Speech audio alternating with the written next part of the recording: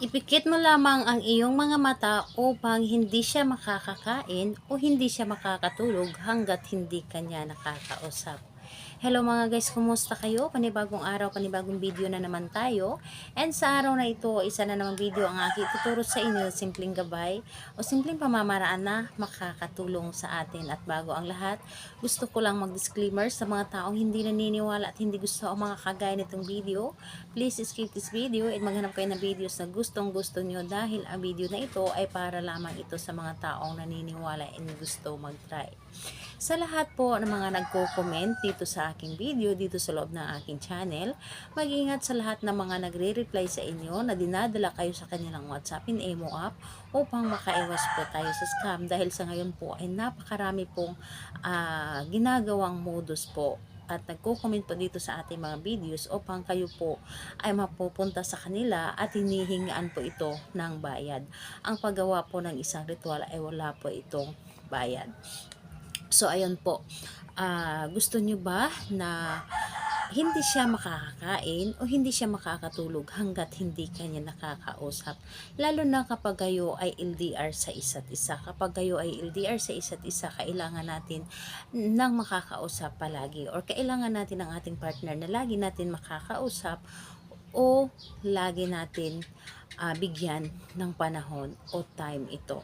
So, dito po, the best po itong gawin kapag kayo ay magka-LDR. And syempre naman, pwede naman ito sa magkalapit lang naman. So, dito po ay pwedeng gawin sa parehas ang kasarian.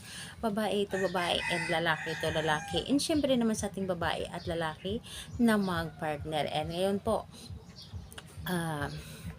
dito po ay wala tayong dapat gamitin kundi sarili lamang natin. Dapat po natin ihanda ang ating sarili. Yes po, kailangan natin ang ating sarili dito upang magawa natin ang ating dapat gawin. So kapag handa ka na, kailangan mo lamang dito i-claim sa iyong sarili na gustong gusto mo itong gawin. I-claim mo ito sa iyong sarili na ito ay para sa inyo o ito ay makakatulong sa inyo.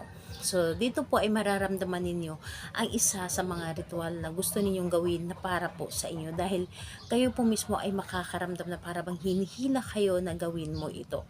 So, kapag ito ay nararamdaman mo na gusto ninyong gawin nyo po ito nang hindi nagdadalawang isip. So, ngayon po kapag ready ka na ay pwede mo na itong umpisan.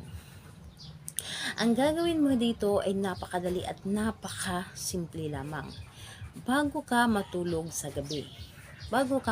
gabi or kahit nasa umaga, depende po sa inyo kung anong oras kayo natutulog or ano ang inyong pagtulog sa araw ba or sa gabi, dahil minsan yung iba kasi is may trabaho sa gabi at sa araw natutulog. Yes po, pwede po itong gawin sa araw, hindi lamang sa gabi. So, ang gagawin niyo bago kayo matulog, titigan nyo muna or tingnan ninyo ang inyong cellphone kung saan nandoon yung larawan ng inyong target. Tingnan nyo muna and ayun, ramdamin ninyo kung gaano po ninyo siya kamahal. And pagkatapos nun, ang gagawin po ninyo, pumikit kayo. Pumikit lamang kayo and isipin po ninyo ang mukha ng inyong target. Isipin po ninyo. And pagkaisip po ninyo ng mukha ng inyong target, ibulong po ninyo kahit sa isip lamang. Kahit sa isip lamang ng paulit-ulit ng siyam na beses. Pangalan at apelyido ng inyong target, hindi ka makakatulog, hindi ka makakakain sa kakaisip sa akin hanggat hindi mo ako makakausap. Again po, siyam na beses, pangalan, apelyido, kahit sa isip lamang, hindi na kailangan na ibigkas. Pangalan, apelyido, hindi ka makakatulog, hindi ka makakakain hanggat hindi mo ako makakausap. So, yun po. So, siyam na beses po itong inyong paulit-ulit na sasambitin kapag kayo po ay nakapikit. Kahit anong oras, araw, pwede po ninyo itong gawin. Basta't nanggagaling lamang ito sa inyong puso ang inyong mga ginagawa. So, ayun po. Sa lahat po ng mga may katanungan, mag-comment lamang sa baba para ma-replyan ko po kayo kapag hindi po ako busy. Dahil napaka-busy ko po talaga. So sana po ay maintindihan ninyo kung minsan ay hindi po ako makakapag-reply po sa inyo. Salamat po sa inyo. Bye bye everyone. God bless us all.